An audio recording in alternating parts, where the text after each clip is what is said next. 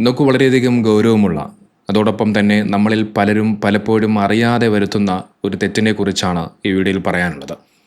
നമുക്കറിയാം, പൊതുവെ ഒരു പുതിയ വീടൊക്കെ നിർമ്മിക്കുന്ന സമയത്ത് ആ ഒരു വീട്ടിൽ ദൈവാനുഗ്രഹം ഉണ്ടാകാനും കണ്ണീർ തട്ടാതിരിക്കാനുമൊക്കെയായി നമ്മൾ മാഷാ അല്ലാ, തബാറക്കല്ലാ എന്നിങ്ങനെയുള്ള അള്ളാഹുവിൻ്റെ പേരുകളടങ്ങിയ ചില ബോർഡുകളൊക്കെ നമ്മൾ ആ വീടിന് മുന്നിൽ തൂക്കാറുണ്ട്. അത് നല്ലൊരു കാര്യം തന്നെയാണ്, വിശ്വാസത്തിൻ്റെ ഒരു ഭാഗം കൂടിയാണ്. പക്ഷേ വീട് പണി കഴിഞ്ഞാലോ അതിനെ പലപ്പോഴും അനാദരവോടുകൂടി കാണുന്ന പ്രവണത ചില ആളുകളിൽ നിന്നും കണ്ടുവരാറുണ്ട്. നോക്കൂ, ഞാനിതിപ്പോൾ ഇവിടെ പറയാൻ കാരണം, ഷിഹാബ് എന്ന് പറയുന്ന ഒരു സഹോദരൻ, അദ്ദേഹം ഒരു ഇലക്ട്രീഷ്യനാണ്. അദ്ദേഹം സമൂഹ മാധ്യമങ്ങളിലൂടെ 2 ദിവസങ്ങൾക്ക് മുമ്പ് ഇതുമായി ബന്ധപ്പെട്ടുകൊണ്ട് ഒരു വീഡിയോ പങ്കുവച്ചു.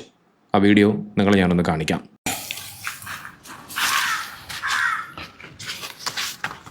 ഇവിടെ നോക്കിയാണേ, മാഷാ അല്ലാഹ് ബോർഡ്.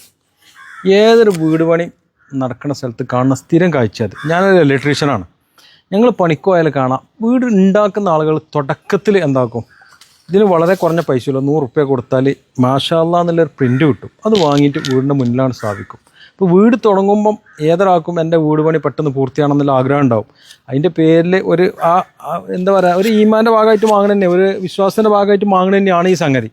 പക്ഷേ വീടൊക്കെ പൂർത്തിയായി പിന്നെ തേപ്പും ഇതൊക്കെ കഴിഞ്ഞ് കഴിഞ്ഞാൽ പിന്നെ അള്ളാനെ വേണ്ടിയിട്ടോ എന്താണെന്ന് അറിയില്ല, ഈ സാധനം പിന്നെ കടക്കൽ ഈ വേസ്റ്റ് കൂട്ടിയിട്ട് ഈ സ്ഥലത്താണ് ഇത് കാണുന്നത്. ഞാനത് കണ്ടപ്പം ഈ വേസ്റ്റിൽ ഈ കിടക്കുന്ന സ്ഥലത്ത് ഇത് ഉണ്ടായിന്. പിന്നെ ഞാനിത് കണ്ടപ്പോൾ ഇതൊന്ന് എടുത്ത് ഇങ്ങോട്ട് വെച്ച് ഇപ്പോൾ ഇത് ഉണങ്ങി വൃത്തിയായിന്. ഈ സാധനം വെക്കുന്നതുകൊണ്ട് കുഴപ്പമില്ല, നല്ല തന്നെയാണ്, അള്ളാൻ്റെ കലാമാണ്. പക്ഷേ ഇതിൻ്റെ ഗൗരവം നിങ്ങൾക്കറിയാം. ഇതിലും വലിയൊരു വാചകം ഒന്നും ലോകത്തില്ല. ഏറ്റവും ഗൗരവപ്പെട്ട വാചകം അത്. ഇതിൻ്റെ വില നിങ്ങൾ കാണുന്നത് 100 റുപ്യ കയറും, അല്ലെങ്കിൽ 50 റുപ്യ കയറും. പക്ഷെ പണി കജ്ജോളാണ്. ഒരു വീടുണ്ടാക്കി പണി കജ്ജോളാണെങ്കിൽ ഇതിന് വാല്യൂ കാണുള്ളൂ. പണി കഴിഞ്ഞാൽ ഇത് തുപ്പക്കൊട്ടിയിലാണ്. ദയവ് ചെയ്ത് ഇതിൻ്റെ പോരിശയിൽ ഇത് കൊണ്ടെടുക്കാൻ കഴിയാത്ത ആളുകൾ ഈ സാധനം വീട്ടിൽ വെക്കരുത്. കഴിയുന്ന ആളുകൾ മാത്രം വെച്ചാൽ മതി, അല്ലെങ്കിൽ തീരെ വെക്കാക്കുക, മനസ്സിലുണ്ടായാൽ മതി. അപ്പം ദയവ് ചെയ്ത് ഇത് അപമാനിക്കാൻ നിൽക്കരുത്. ഇത് കുട്ടിക്കളിയല്ല. ഓക്കെ, നോക്കൂ, ഇത്തരം ബോർഡുകൾക്കൊക്കെ ഒരുപക്ഷെ കുറച്ച് പൈസ മാത്രമായിരിക്കാം. പക്ഷേ അതിലെഴുതിയിരിക്കുന്ന ആ വചനം എന്നുള്ളത് ഏറ്റവും മഹത്തരമായ ഒന്നാണ്.